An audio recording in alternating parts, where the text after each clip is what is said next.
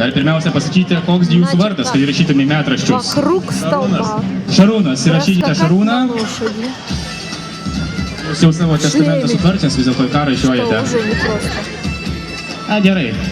Ну и приручить коня такого, конечно, тоже не Шарунас. мешком, с заплечным мешком. Jau apsišarvavęs. Потом пройти Sėda ant žirgo. синий. Ar arena parinkta? Пройти по бревну. Palaukit. Pasiruošę. Pirmin. А бежать Skaičiuokime. Vienas ratas. Du. Trys. Keturi. Toks skaičius eina po 4. 5. Jau 5. Gerai, tuomet prie ginklų. Теперь пройти по досточке. Palaukit. Kur jūs? Pulsite su žirgu priešus.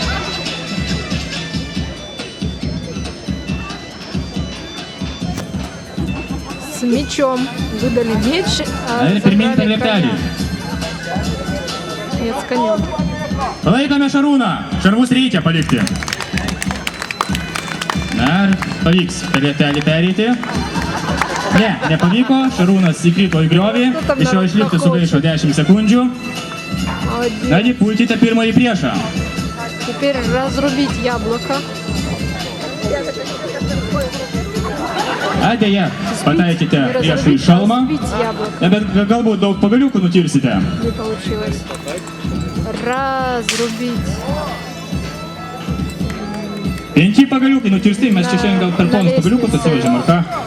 Na dabar laukti jūsų čirviai. Štai čia yra čirviai, kuriuos reikia sviesti į taikinį. Prašom nevaikščioti žiūrovų. Метание топорика.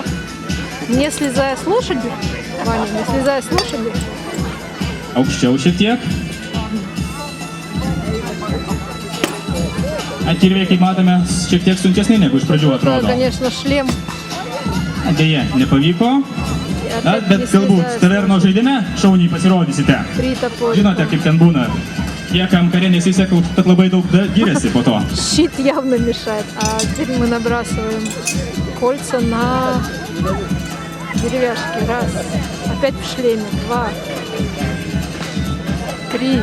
Matyt, nesuprato Šarūnas, kirvius reikėjo mesti stipriai, o žiedus silpnai. И последний этап. Na ir liko nutirsti priešui galvą. Это разрубить яблоко топором. Taip, skydą, čia jau reikia nusimti, nuo žirgo taip pat galima nusėsti. Слезли с лошади. Яблоко.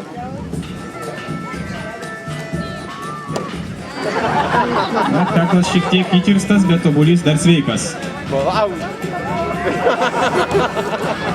Dar kartelį.